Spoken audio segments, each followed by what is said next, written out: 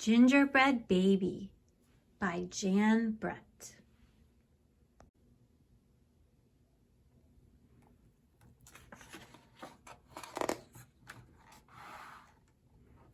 Gingerbread Baby. It was cold outside. It was warm inside. A fine day for gingerbread, Maddie thought. Maddie's mother put the big blue bowl on the table and lit the stove. Maddie took down a worn-looking cookbook with old-fashioned writing on the cover.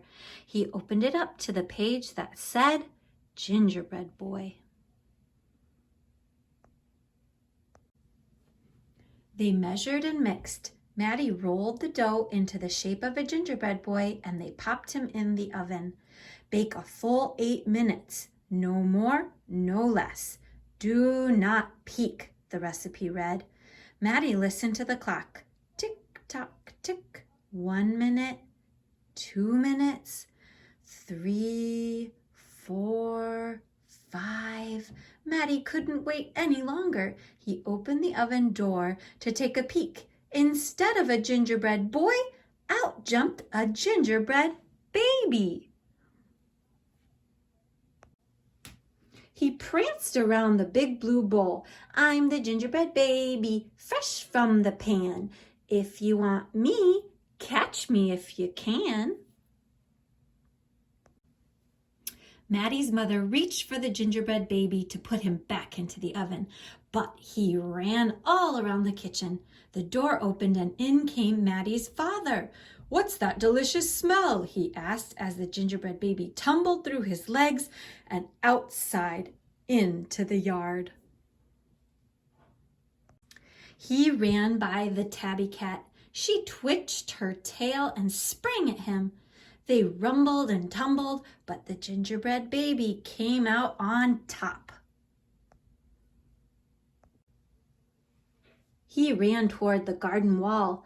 The dog caught a whiff of the tasty ginger and sniffed along behind him. But the gingerbread baby was halfway up when the dog caught up. He barked and barked as the gingerbread baby climbed over the wall. Maddie was still inside. He heard his mother and father yelling. He heard a cat meowing and a dog barking. He heard the gingerbread baby shouting, "Catch me if you can." Maddie opened up the worn-looking cookbook for the second time. Meanwhile, the gingerbread baby wheeled on down the path and into the barn. The goats looked up as he somersaulted across their backs. The last one tried to catch him, but the gingerbread baby was too fast. Martha and Madeline were standing by the well when the gingerbread baby stopped to take a drink. They looked at each other and winked. Martha started to talk to him while Madeline tiptoed up behind him with the bucket.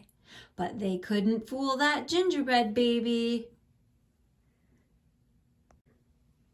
He took a braid from Martha and a braid from Madeline and tied them in a knot and ran down the road.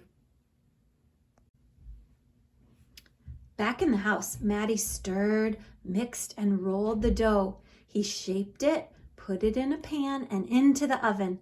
Tick, tock, tick. 8 long minutes. This time, he didn't peek. I will catch him if I can, Maddie said to himself. As he was bouncing along, the gingerbread baby saw a farm wagon just ahead.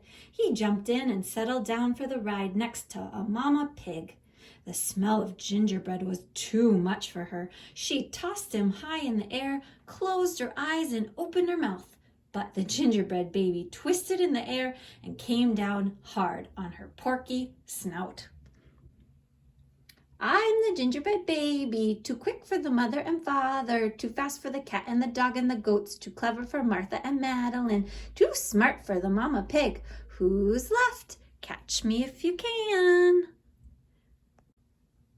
Feeling smug, the gingerbread baby strolled along by himself until he came to a bridge that crossed over to the village.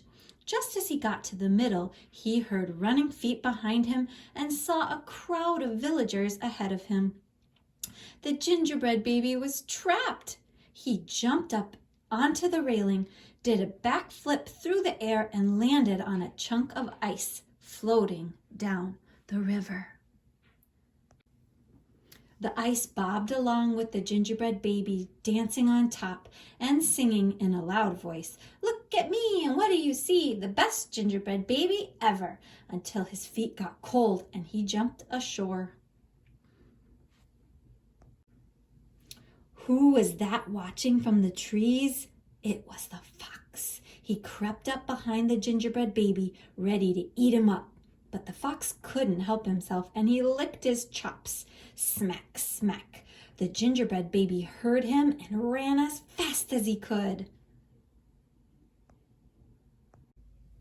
Just when the fox was catching up, the gingerbread baby saw the milk and cheese man with a can of milk. The perfect hiding place, he thought. He lifted the lid and lowered himself inside. He was so pleased that he sang at the top of his gingerbread voice, "Ha ha hee hee, you'll never find me. I'm the gingerbread baby. Catch me if you can." The milk and cheese man heard the gingerbread baby's voice. "Who's meddling with my milk?" he shouted and lifted the lid. But the gingerbread baby was ready. He jumped up and tweaked his nose.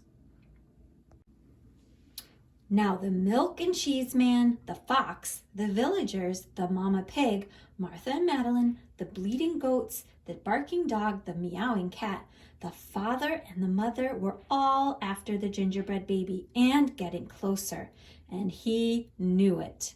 The brash baby was not as peppy and proud as he had been. He sniffed a familiar smell and followed his nose into the woods. He couldn't believe what he saw. There, in the middle of a clearing, was a gingerbread house frosted with sugar, covered with candy, and doors with peppermint handles wide open. The gingerbread baby clapped his hands with glee and ran inside. In a tick-tock-tick, everyone arrived in the clearing, but all they found were a few bits of frosting and a peppermint candy and some crumbs. The father exclaimed, "The gingerbread baby has finally met his match." "I wonder who it was," the mother said. "Let's go home and tell Maddie." "Hello, Maddie," his father said when they got home. "We never did catch that gingerbread baby. All we found were some crumbs in the snow." "I see you have been busy," his mother said, looking at the gingerbread house Maddie was holding. "Too bad we never caught that gingerbread baby." "Too bad," said Maddie.